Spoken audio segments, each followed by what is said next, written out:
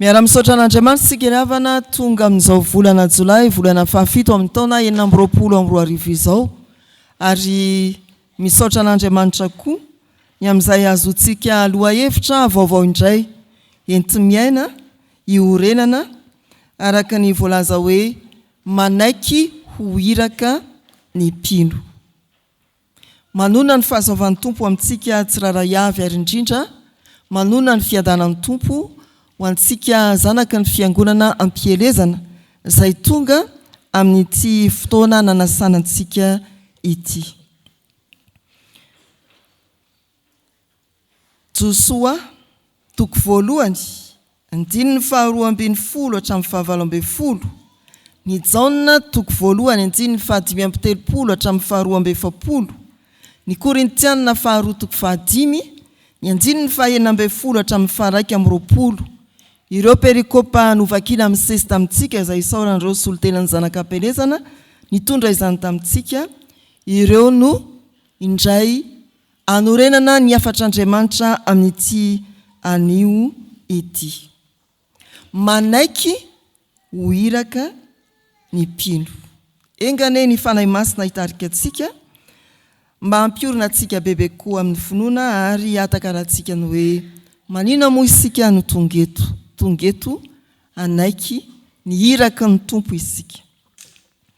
Raha miteny hoe iraka ao amin'ny Baiboly, ao amin'ny testamenta taloha, dia Andriamanitra no manapa-kevitra ka miantso olona manokana na maniraka ny anjeliny ahatanteraka izay tiany ampanaovina an'ireny irak'ireny amin'ny vahoakany. I Mosesy ohatra, rehefa latsaka ankaterena ny zanak'Israely tany Egypta, ao amin'ny Exodus toko 7, dia hoy izy manao hoe avy ankehitriny ianao irahako. Isaia ohatra, dia nantsoan'Andriamanitra manokana ka nitenenany manao hoe iza no irahako, iza no andeha ho irakay.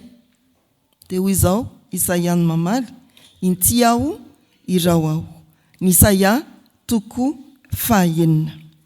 Ao amin'ny testamenta vaovao kosa indray, raha tononina ny hoe iraka, velabelarany amin'izany dia Jesosy Kristy no maniraka. Ny fiangonana no irahana, nanomboka tamin'ny apôstôly hamakamy ny fiangonana manontolo. Ny tantarany fiantsona ny apôstôly, ny filazana ao amin'ny Petera voalohany toko 2 manao hoe ianareo kosa dia taranaka voafidy, fanjaka ampisorona, olona lalian'Andriamanitra ho an'ny tenany mba ilazanareo, ilay niantso anareo hiala tamin'ny maizina ho amin'ny fahazavany mahagaga. Maniraka ny apôstôly izay solontenan'ny fiangonana tamin'ny voalohany, Jesosy Kristy. Maniraka ny fiangonana ho amin'izao tontolo izao i Jesosy Kristy. Izay ombonan'izany fampianarana momba ny atao hoe iraka izany ao amin'ny Baiboly na ny testamenta taloha na mbarateo na ny testamenta vaovao dia ny hoe ny iraka dia manao arak'izay nampanaovy ny mpaniraka azy.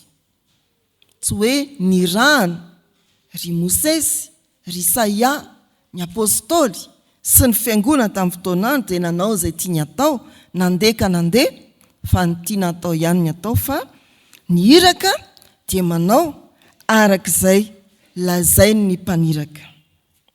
Ireo perikopa telo ireo mbola ilazana amintsika hoe manaiky ho iraka ny mpino. Ao amin'ny Josoa toko voalohany 12 hatramin'ny 17. Dia tsy hoahantsika ny 12 manao hoe amin'ny anaran'ny Tompo. Namaly an'i Josoa izy ireo ka nanao hoe izay rehetra andidinao anay dia ataonay, ary izay rehetra nirahanao anay dia aleanay. Tsara ihany ny manamarika mba azontsika ny hevitry ny soratra masina fa izao tantara atao amin'ny perikopa Josoa toko voalohany 12 hatramin'ny 17 izao dia miorina indrindra amin'ny tantara voalaza ao amin'ny Nomery toko 2:30. Inona moa izany? Ity resadresaka atao amin'ny perikopantsika ity dia resaka ny fanaovany Josoa tamin'ny Robenita, ny Gadita ary ny antsasaky ny fireneny Manase araky ny voalaza eo amin'ny andininy 12 ampahany amin'ny zanak'Israely fa tsy izy manontolo. Ao amin'ny Nomeritoko 12 dia zao ny tantaran'ireo foko anankiroa sy tapan'ireo Robenita, Gadita any antsasaky ny fireneny Manase. Mpiompy izy ireo ary tena nambinina tamin'ny asa fiompiana izay nataony. Rehefa niroborobo ny asa fiompiana dia nitarafiny avy lavitra ny tany Kanana izay teny fampanantenana nataon'Andriamanitra. Nanatona moramora Mosesy izy ka nanao hoe, ry Mosesy, tena miroborobo be ny asa fiompiana ataonay, ka mba mangataka ry zahay hiditra mialohany amin'ny tany Kanana dia mba hanitatra an'ity fandrarana ity ny asa fiompiana. Ay hoe Mosesy, tsy maninona ary fa izao ny fanarantsika rehefa iady ny zanak'Israely rehetra, izany hoe ny foko 12 na efa tafiditra any amin'ny tany Kanana azy ianareo, dia tsy maintsy mbola miara-miady amin'ny Israely manontolo. Raikitra hoy ny Robenita, ny Gadita, ny antsasaky ny fireneny Manase. Tanterahanay izany. Ao amin'ny Deuteronomia 7:12-20 dia mafisy ny Mosesy zany fanarahany zany hoe rehefa tonga any Siona sy Ognareo fa zay le tanàna tiany nidirana anaovan'ny fiompiany dia ka raikitra ny ady andrombahana ny Kanana dia zao ajanony any ny biby fiompinareo, ny vady aman-janakareo fa ny lehilahy mahery rehetra kosa aminareo dia ifanotrona amin'ny zanak'Israely rehetra amin'ny ady. Io lay ambara eto amin'ny andininy 7:12 amin'ny perikopantsika manao hoe amin'ny anaran'ny Tompo, tsarovo ny teny izay nandidiny Mosesy mpanompony Jehovanareo. Jehovah Andriamanitrareo manome fitsarana ho anareo ary omena ho anareo izao tany izao. Vadinareo sy ny zanakareo madinika ary ny biby fiompinareo dia hitoetra eo amin'ny tany izay nomeny Mosesy anareo etỳ andavin'ny Jordana, fa ianareo lehilahy mahery rehetra dia samy ho voahomana hiady ka hita eo alohan'ny rahalanareo anampy azy. Irotsaka keny am-bavahady ireo Robenita, Gadita ary ny antsasaky ny fireneny Manase. Ny andininy 12 ry havana raha ompana aloha hevitra ny perikopana hoe manaiky ho iraka ny Tompo dia azo ilazana hoe manaiky ho iraka ny mpino. Manaiky ho iraka ny mpino, manaiky ho iraka tsy misy fepetra, manaiky ho iraka tsy misy fetra, manaiky ho iraka tsy misy fitiavan-tena. Tsy misy fepetra satria hoy ny Robenita sy Gadita ary ny antsasaka fireneny Manase manao hoe izay rehetra andidina ao anay dia ataonay, alehanay izay anirana ao anay. Tsy misy hoe rehefa kaikaiky izay dia andeha, na rehefa moramora ny ady voalasy izao, tsia fa manaiky ny andidina rehetra. Tsy misy fepetra, tsy misy fetra, tsy hoe atreto ihany ka, izay ihany ny vitanay, fa aok'izay, izay ary mba efa naharesina natafiditra kely anareo hatreto amin'ity tany ity. Fa ny anankiray koa dia hoe tsy misy fitiavan-tena. Araka ny tantara ao amin'ny Nomeritoko 12 sy ny fifanarahana tamin'ny Mosesy dia ny hoe raha tafita ianareo any ampitan'ny Jordana, azadonoana ny mpiray tanindrazana aminareo. Ary eo no ankanaisantsika amin'ity andro manokana anasana ny zanaka ampelezana ity. Ianareo ry havana no toy ny Robenita, Gadita, antsasaky ny fireneny Manase, nambinina teto amin'ity fiangonana ity ary lasa ny ampita na any amin'ny fiangonan-kafa na any amin'ny faritany mila ravinahitra hatrany ampitan-dranomasina. Azadonoana miara-miady amin'ny mpiray tanindrazana amin'ny zanak'Israely. Irahana ho amin'izany isika. Fa izao koa ho an'ny fiangonana manontolo raha efa ao anatin'ny famonjena isika, izany hoe tafiditra amin'ny tany Kanana sary ny mandrakizay, azadinoina ireo mbola tsy voavonjy, irahana ho amin'izany isika. Tsy hoe izay ifanarahanareo sy Jesosy fa zay efa nahazo famonjena na zay efa nahazo devant, tsia. Fa tonga eto ianao dia andray iraka indray, hihevitra ny mbola tsy voavonjy. Tonga eto ianao hanampy ny zanak'Israely mbola te hiampita ny Jordana. Ny fanontaniana ry havana dia ny hoe, ianao ve raha tonga eto mbola manana fepetra apetraka amin'ny tompo vao andeha anaiky ho iraka? Ianao ve raha tonga eto dia mbola manana eritreritra ny hoe inona ny tambiny vao andeha? Ianao ve tonga eto vonina andray fitahiana sa vonina andray iraka? Ohatrany hoe tsisy amin'izy roa angamba ny valiteny kozy ny sasany, ka le atongavako eto ary tsy fantatro akory. Natsona dia natsona. Fa mila fantarina ry havana, itony toerany tony marina andraisam-pitahiana, tsisy izay tsy nomeny isika. Fa andraisana iraka indrindra koa, miala eto isika raha tolotra ny tsodrano dia iraka ny dikan'izay. Ry havana malala rehetra amin'ny tompo, raha saina andray ny iraka avy amin'ny tompo isika dia ho raisitsika antsaka sy andavana izany. Tahaka ny tenenan'ny firenena anankitelo tamin'ny Josoa, izay rehetra andidinao dia ataonay, izay rehetra nirahanao anay dia alehanay. Ao amin'izao na toko voalohany ny 5:30 hatramin'ny 2:20. Tantara rafitinina Jaona mpanao batisa dia manondro an Jesosy manao hoe indro ny zanak'ondrin'Andriamanitra. Nisy roa lahy mpanaradia azy tao anatin'izany Andrea, no nyteny hoe aiza eo? Dia nanaraka izy. Dia hoy Jesosy, iny tadiavinareo e? Aiza ianao mipetraka e? Andao raha te hahita. Dia hoe no nihita dia voalaza hoe ny toetra tao izy tokony ho tamin'ny ora 10 izay fotoan'izay. Tena voalaza mazava mihitsy ny atsipirian'ny tantara manodidina nyity Jaona toko voalohany 5:30 hatramin'ny 2:20 ity momba ny Andrea sy Petera rahalany. Inona ary no azo ampitana amintsika ny hevitra hoe manaiky ho iraka ny tompo?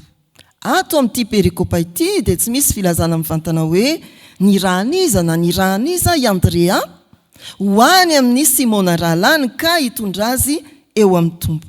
2:20 dia izao ny andinin-tsoratra masina amin'ny anaran'i Jesosy, nitondra azy ho any amin'i Jesosy i Andrea, nitondra ny Simona ho any amin'i Jesosy Andrea.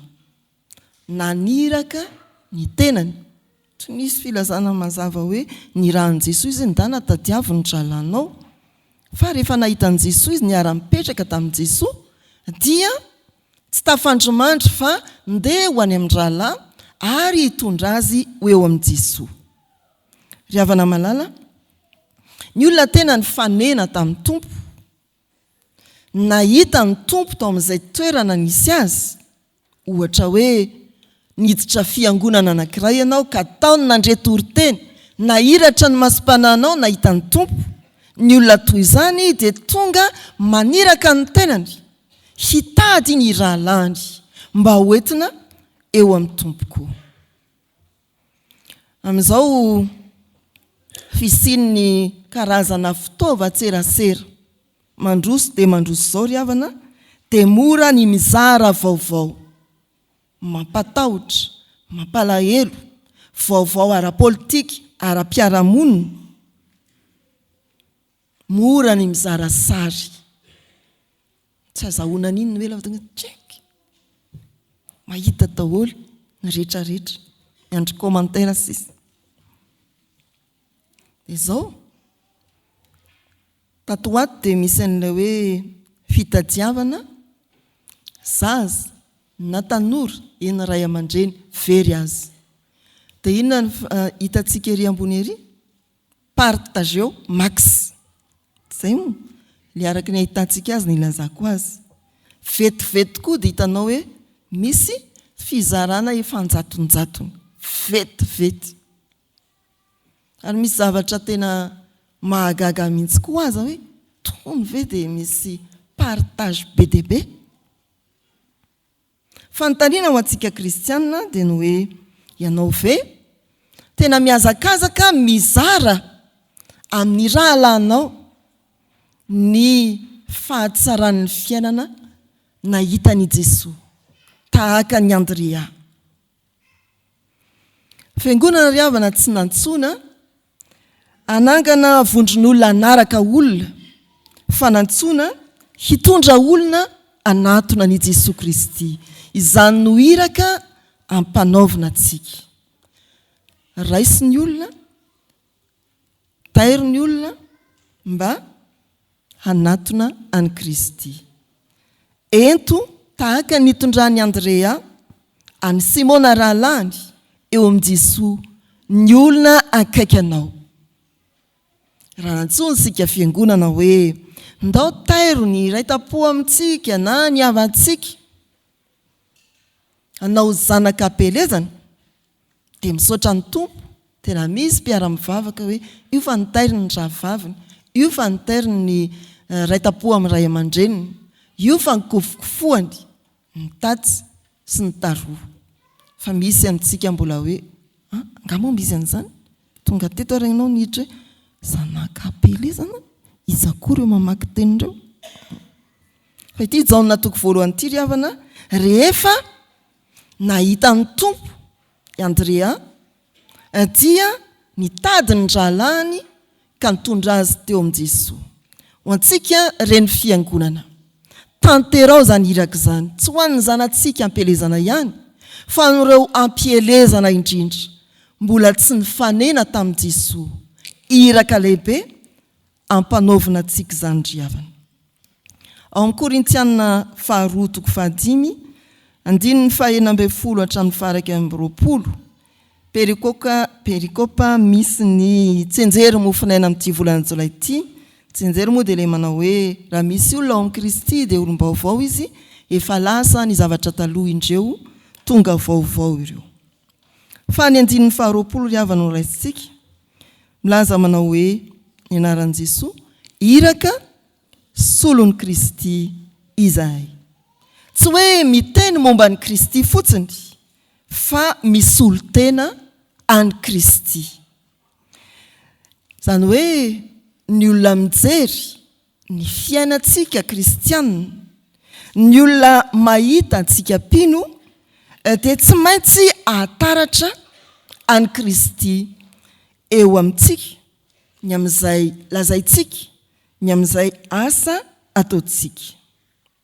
Indraindray isika kristianina dia fatrapiteny, fatrapitory ny filazantsara, fa ny fiainantsika dia manimba ny filazantsara. Ny tory teny ok, fa ny fiainana kao.